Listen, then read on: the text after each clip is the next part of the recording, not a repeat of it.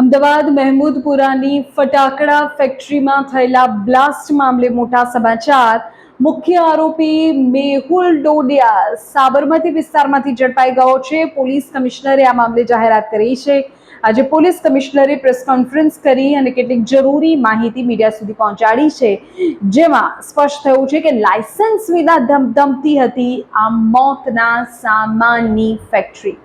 આ કેસનો મુખ્ય આરોપી મેહુલ ડોડિયા પોલીસના સકંજામાં છે। પોલીસે અલગ અલગ ટીમ બનાવી મોડી રાતથી તપાસ હાથ ધરી હતી, જેમાં મુખ્ય આરોપી મેહુલ ડોડિયાની સાબરમતી વિસ્તારમાંથી ધરપકડ થઈ ચૂકી છે। આ ઉપરાંત પોલીસે ગેરકાયદે કાળા કારોબારમાં સામેલ મેહુલની માતા રમીલા ડોડિયાની અટકાયત કરી લીધી છે અને આ ફેક્ટરીના ભાગીદાર સાદિક સૈયદની પણ ધરપકડ કરી લેવાઈ છે।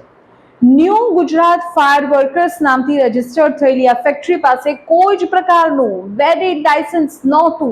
9 જીવ ગયા છે અને લાયસન્સ જ નહોતું। લાયસન્સ ન હોવા છતાં નિર્દોષ લોકોના જીવના જોખમે આ મોતના સામાનની ફેક્ટરી ચાલુ રાખવામાં આવી હતી। એટલું જ નહીં, પ્રાથમિક તપાસમાં સામે આવ્યું છે કે જ્યારે આ પ્રચંડ બ્લાસ્ટ થયો ત્યારે આરોપી મેહુલ ડોડિયા પોતે ત્યાં હાજર હતો। બ્લાસ્ટ થતા જ તે ત્યાંથી ફરાર થઈ ગયો। ફેક્ટરીમાં જ્યારે ફટાકડા ભરવાનું કામ ચાલી રહ્યું હતું, બરાબર તે જ સમયે આ દુર્ઘટના ઘટી। હાલ એફએસએલની ટીમ ઘટના સ્થળેથી વધુ પુરાવા એકત્ર કરી રહી છે। પોલીસ તપાસમાં એ પણ સામે આવ્યું છે કે પકડાયેલો ભાગીદાર સાદિક સૈયદ ખેડાના કપડવંજમાં પણ ફટાકડા બનાવવાનું કામ કરે છે અને ચોંકાવનારી વાત એ છે કે માત્ર 15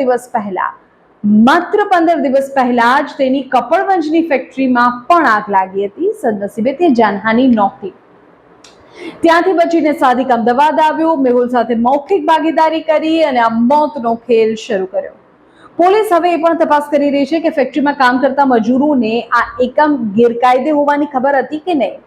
બીજી તરફ નવ નિર્દોષ લોકોના મોત નિપજ્યા બાદ પણ તંત્ર હજુ ઘોર નિંદ્રામાં હોય એમ લાગે છે। આટલી મોટી દુર્ઘટના બાદ વહીવટી તંત્રે માત્ર 2 એકમો સામે કામગીરી કરી છે। દસક્રોઈના વસ્ત્રાલ ગામમાં કાંતિભાઈ શ્રીમાળીના ખુલ્લા ખેતરમાં અને રામોલ ગામમાં બક્ષીના કુવા પાસે મોહસિન ખાન પઠાણના ખેતરમાં ભાડે ચાલતી 2 ગેરકાયદે ફટાકડાની ફેક્ટરીઓ ઝડપાઈ છે। ફાયર બ્રિગેડ અને પોલીસે ત્યાં જઈને ફટાકડાનો નાશ તો કર્યો, પણ મંજૂરી વગર ચાલતા એકમોના માલિકો સામે હજુ સુધી કોઈ જ ઠોસ કે કડક કાર્યવાહી થઈ નથી। સવાલ એ છે કે તો હવે શેની રાહ છે? આ 9 લોકોના જીવ ગયા છે તે શું ઓછા લાગે છે? આ 9 લોકોના જીવ બાદ પણ કેમ હરકતમાં નથી વહીવટી તંત્ર? સવાલ છે, શું આગળ કોઈ ઠોસ કાર્યવાહી થશે કે પછી આ વખતે પણ થોડા દિવસ બાદ ઘટનાને ભૂલી જવાશે?